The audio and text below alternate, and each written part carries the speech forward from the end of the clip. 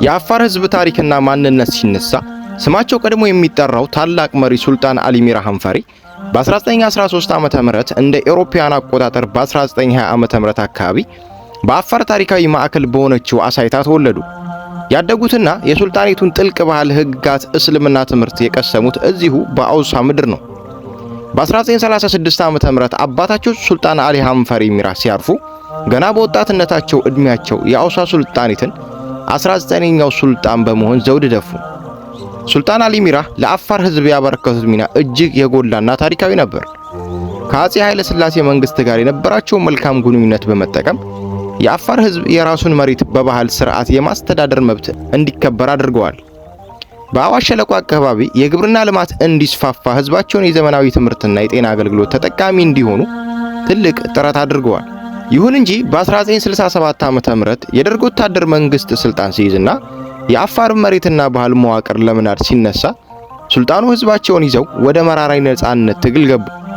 የአፋር ነጻነት ግንባር አፋር ሊብሬሽን ፍሮንት ALF በመመስረት የደርግን ጦር በበረሃው ተቋቋሙት።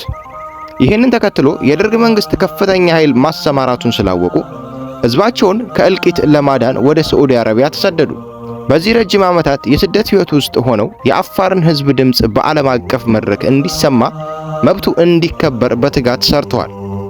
በ1983 ዓመተ ምህረት የደርግ መንግስት ሲወድቅ ሱልጣኑ ከረጅም ስደት በኋላ ወደ ውድ አገራቸው ወደ ናፈቁት ህዝባቸው ተመለሱ። ሲመለሱ የቂም በቀል ሳይሆን የሰላምና የአንድነት አባት ሆኑ።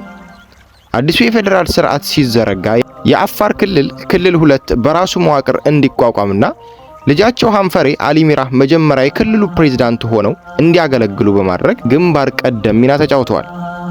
ይህንን ታላቅ የበረሃ ንስር የአፋር ህዝብ ዋስትናን የአንድነት ዓላማ የነበረው ሱልጣን አሊ ሚራ ሀንፈሪ በተወለዱ በ90 ዓመታቸው ሚያዝያ 16 ቀን 2003 ዓመተ ምህረት እንደ አውሮፓውያን አቆጣጠር ሚያዝያ 24 ቀን 2011 በሕክምና ሲረዱ ቆይተው በአዲስ አበባ ከተማ አረፉ።